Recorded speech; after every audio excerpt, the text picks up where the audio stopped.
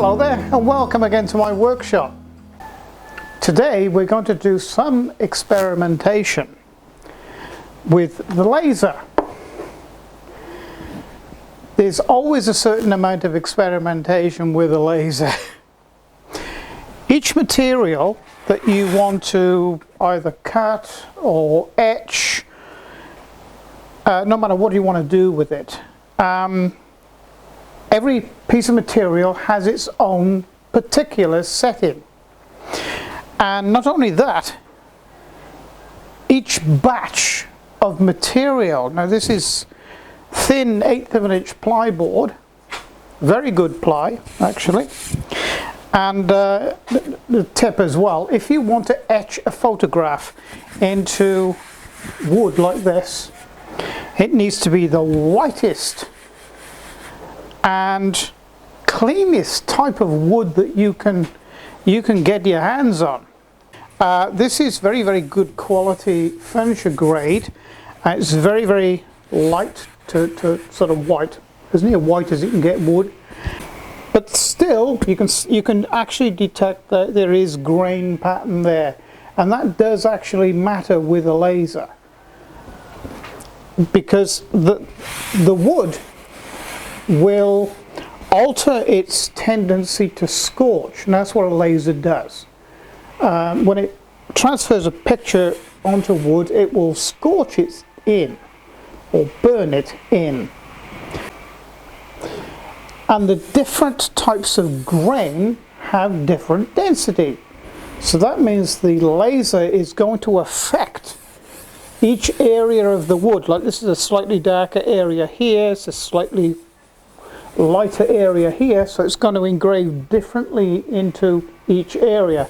So it's necessary to choose a power level that's going to generally affect all of these different density areas. Right, there's a lot of technical information that is needed to actually engrave or etch, same sort of thing, into any material successfully. So I'm going to attempt today to show you the correct procedure to get a good professional result. I'm actually quite amazed the lack of technical information out there on YouTube for lasers. There's a lot of people out there with lasers that are videoing what they're doing, but they don't go into technical detail of how they get there. So that's what this video is about today. So what I'm going to do is, it's just starting to pour down rain outside, so I hope you can hear me okay over the sound of the rain. We have a grayscale test card here, from black to white. Now we're going to use that as a test card with the laser, and we're going to burn that onto the wood to find out the optimum level where we get the best result for putting the photograph onto the wood. Now to do that, at the moment this picture is in a PNG format. Now we have to change that to a bitmap, because that is the language that the laser programs understand. So Windows Utility Paint will do that job for us. It's very good at doing that sort of thing.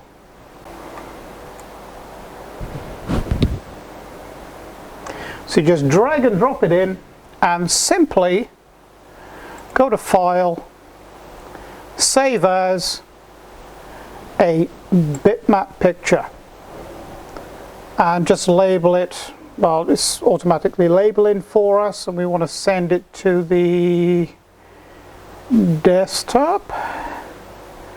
I'm going to press Save.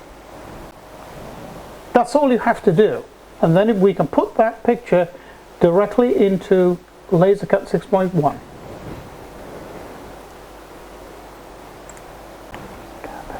There it is there. And there it is. So we're going to make this 2 inches, or resize this to 2 inches by 2 inches, which is 50.8 by 50.8 millimeters. I'll use 2 different types of measurement. However, laser programs use metric. So what we need to do is highlight that. So let's go full screen. You'll see what we're doing then. So what you do is, as we've got the pointer up, come over here and it will change to a cross. Then you right click and size. And at the moment that is roughly 60 millimeter by 60 millimeter. Which is, what's that? About, I think it's 2 3/8, something like that, square. So we're going to go, make sure that the lock scale or aspect ratio is on, so we don't lose the squareness of it. And we're going to put this at, don't forget we're working in millimeters, but I want it exactly 2 inches by 2 inches.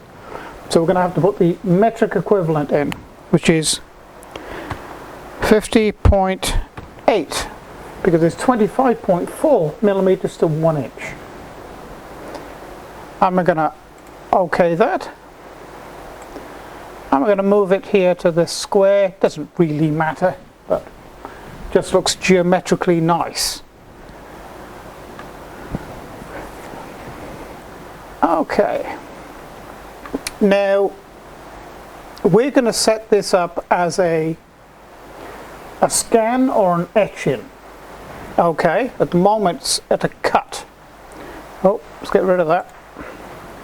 So we're going to change that.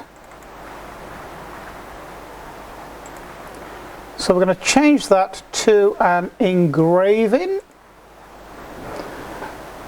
And then we're going to double click on it, which brings up the dialog box or the wizard.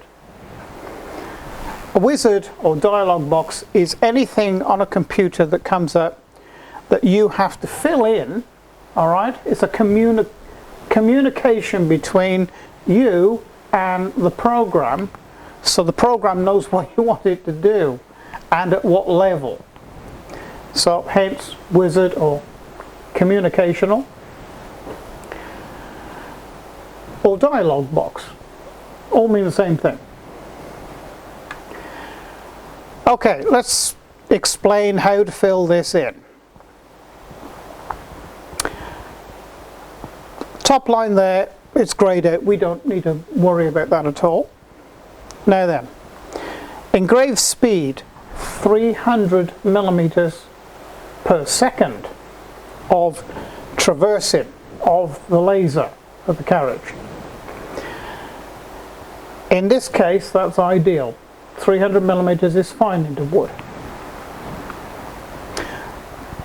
Bidirectional. That means if that's ticked, the laser is going to fire from left to right, and then on the return journey, right to left. So it's going to fire both directions. So in other words, it is possible, and in some occasions it's necessary to just cut in one direction. I never use that. I always use bidirectional. It's twice as fast. Engrave blowing. Now, I always, and I would recommend this, always use blowing. Okay, now what that is a little impulse compressor in the back of the laser that delivers air, okay, into the nozzle. Now that has several different jobs. It blows into the cut, alright, or into the area where the laser hits the material, and it blows the debris and gases and smoke away from the laser. all right, or where the laser's hitting. If it didn't do that, or should I say, because that debris and gas will interfere with the progression of the laser.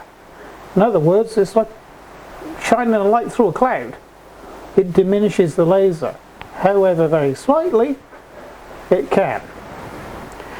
Second reason, where the air is fed into the nozzle, it's fed in underneath the lens, so it keeps the lens clean.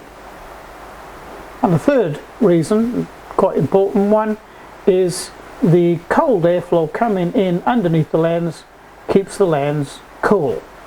Because you can imagine, you know, the amount of energy that's going through that lens from a laser. It's a lot. So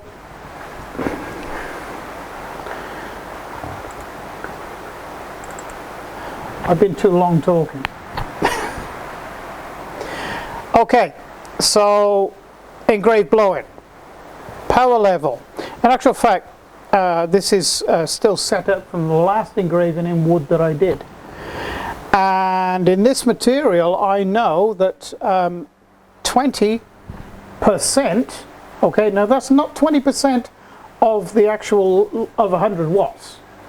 That's 20% of the available high voltage power that's sent to the laser.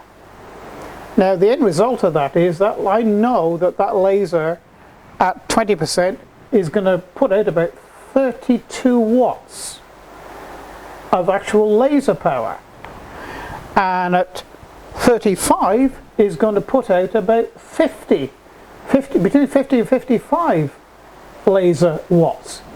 It's not a linear affair, okay?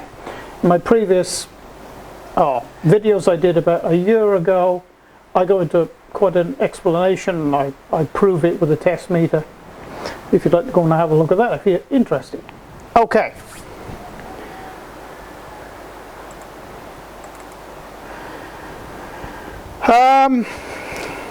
So 20 and 35, that's minimum power, maximum power, okay? So that's going to give a gradual through this grey pattern.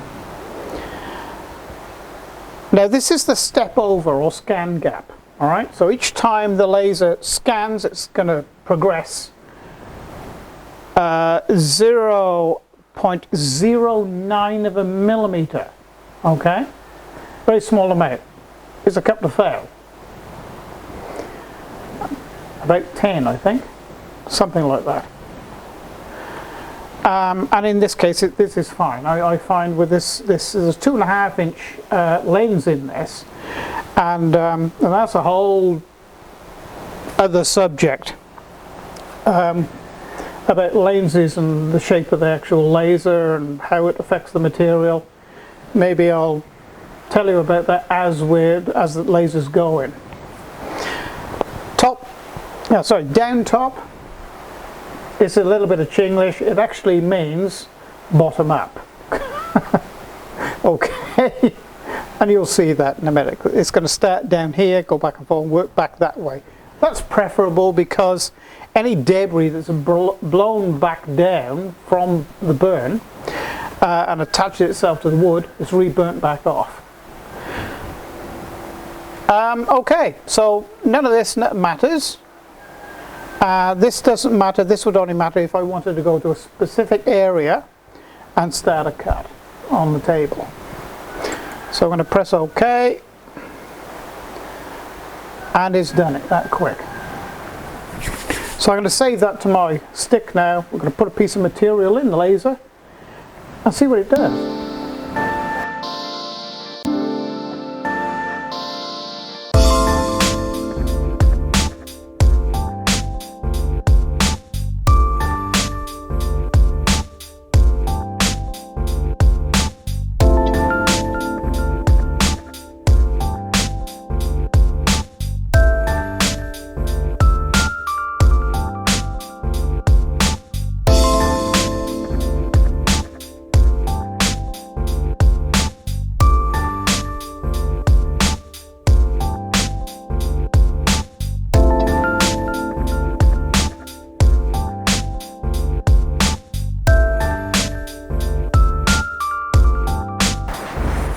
And that is the mess that resulted, and I tried it at 2 different power levels. Okay? So what I'm trying to show you is that putting even a grayscale bitmap image into a laser is not going to get you a very good result, because there's a step missed out, and that's called dithering. So what we have to do, we have to break up this grayscale image into pixels. That's what we're going to do next.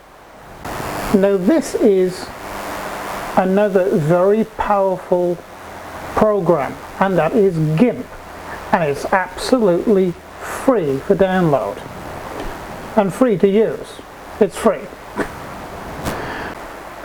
I do understand there's a lot of kids that watch me do these sort of things, and you know, and I think it's a great help if you can provide your kids with free programs. It's good for the parents too. So GIMP, free program, very powerful, and this is one way of using it. Now we are going to convert this grayscale test card into a pixelated picture. In other words, it's called dithering. Newsprint. Actually, when I say newsprint, it's how photographs are made on newspaper. It's just black and white dots in different arrays that trick our mind into different shades of grey. So here we go. Drag and drop it in. There it is. And quite simply, we're going to go into, it's already a grayscale. I'm going to go into filters.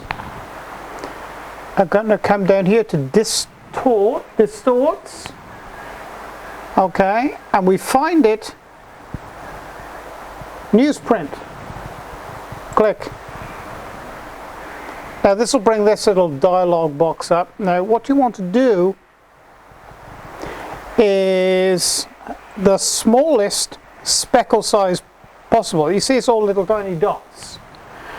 Now another thing you need to do, now there is, if you have a look at here, the angle, alright, the angle of the dots. So you want that to be 0, okay? Because you want it nice straight lines that way.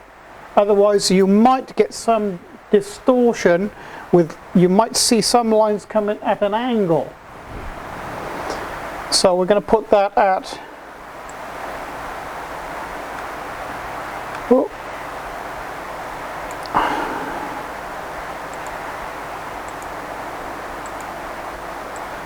tell it we want 0. And we want round, because our laser is actually round. Round dots, and we're going to press OK.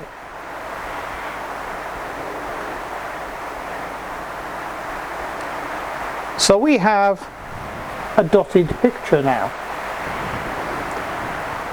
So we're going to save that.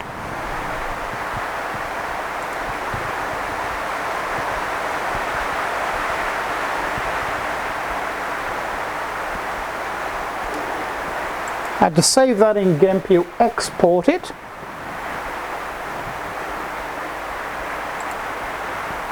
And you export it in a Microsoft, hang on, JPEG.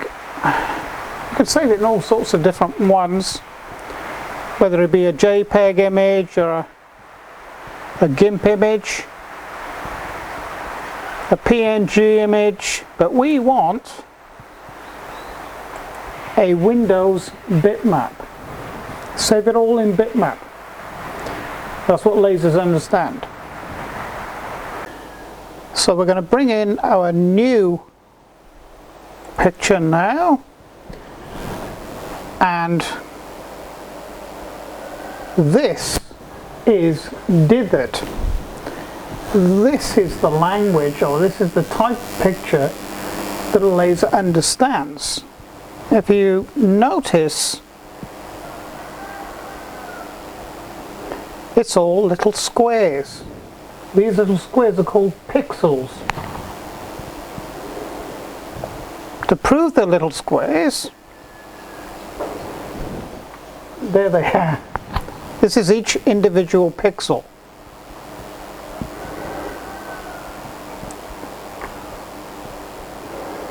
From one scale, from one end of the scale right to the other to black. This is what the laser is going to actually etch into the wood. Instead of this mess, okay, it's actually going to print into the wood that picture.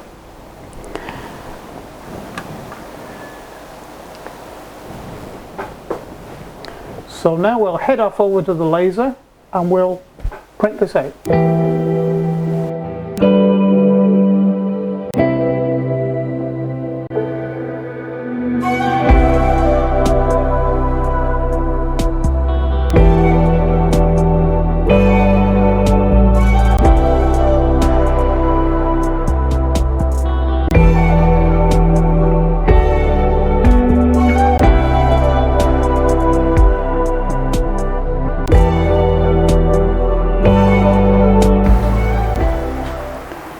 So this is now showing the importance of having a dithered image with a laser.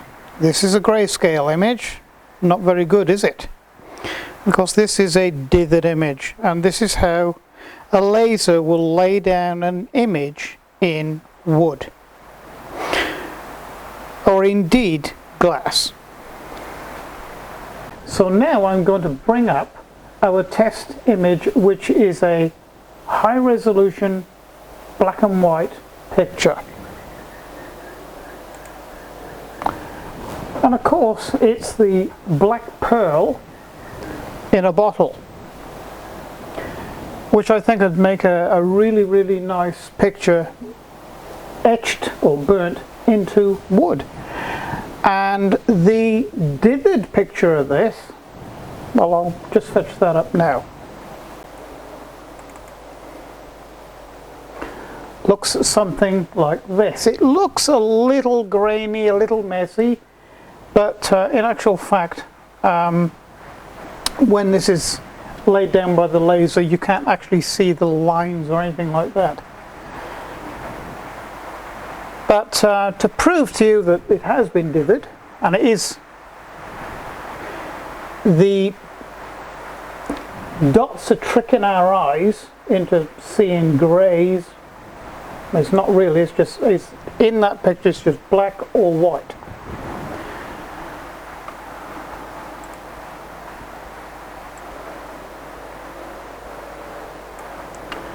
There they are, it's just little groups of dots, dithered.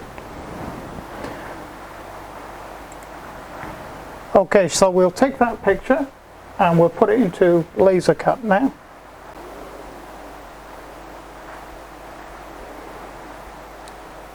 So that's what the laser sees.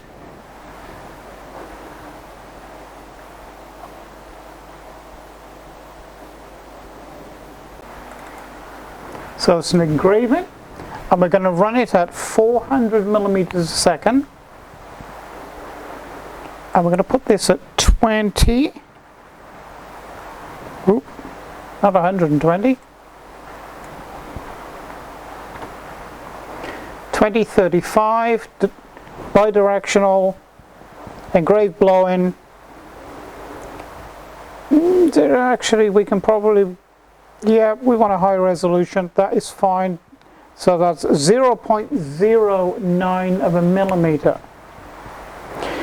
The rest of this is all okay, so we're going to calculate that now.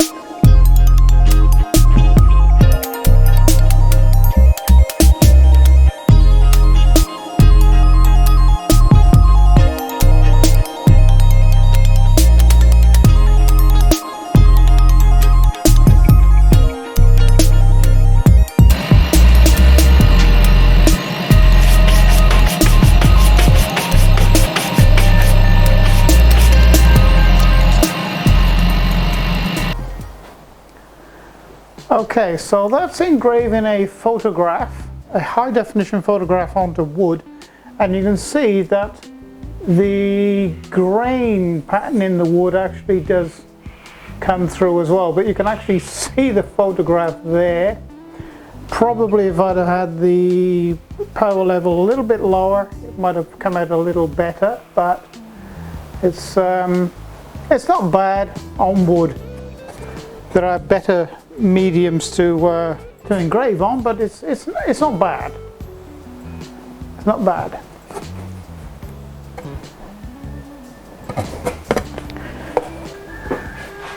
So I hope that little video on etching a photograph into wood is a help to you, and